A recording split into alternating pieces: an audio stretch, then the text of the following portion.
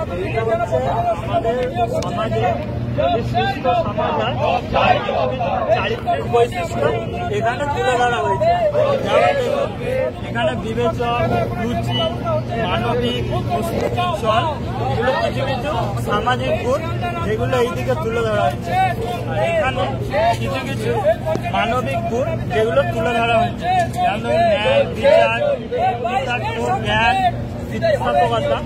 এখন এইগুলো হচ্ছে সুস্থ সামাজিক গুণ, এগুলো হচ্ছে সুস্থ মানবিক গুণ।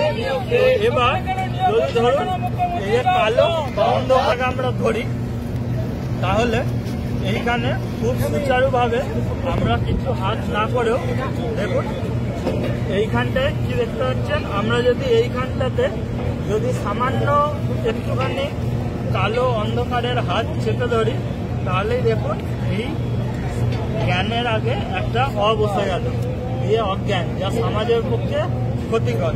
আবার যদি দেখা হয় এই কৃতার্থর আগে যদি বসে যায়, এই অবিচার, এরকম অন্যায়, তাহলে এইগুলো ধীরে ধীরে কি হচ্ছে সমাজকে তলানিতে ঠেকিয়ে দেবে।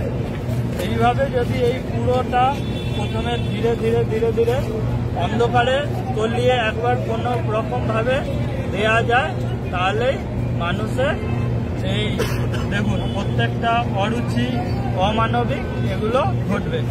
ঠিক সেরমভাবে এইভাবে ধীরে ধীরে আমাদের সমাজে এই যে অন্ধকারের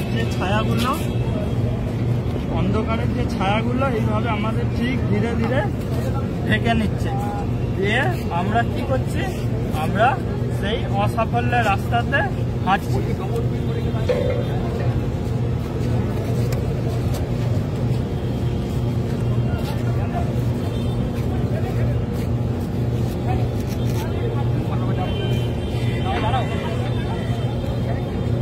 দেখুন এই প্রত্যেকটা যদি আমরা অসাফল্যের রাস্তাতে হাঁটি এবং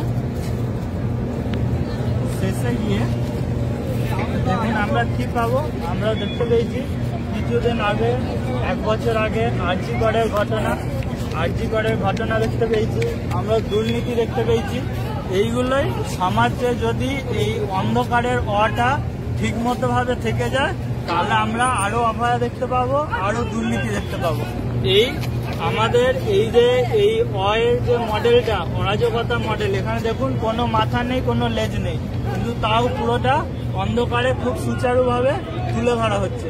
যার ফলে এইভাবে যদি চলতে থাকে, তাহলে খুব শিগগিরই আমরা অনেক অপরাধ দেখতে পাবো এবং অনেক দুর্নীতির কাণ্ড দেখতে পাবো, এবং সবাই চুপ, এবং মানুষ আমি দেখতে দেখতে আমরা বা আমাদেরটা একসময় গিয়ে হারিয়ে যাবে, তখন হাউতাস ছাড়া আর কোনো রাস্তা থাকবে। ধন্যবাদ। কি নাম? সূর্যদীপ ঘোষ, হুগলি ডিস্ট্রিক্ট।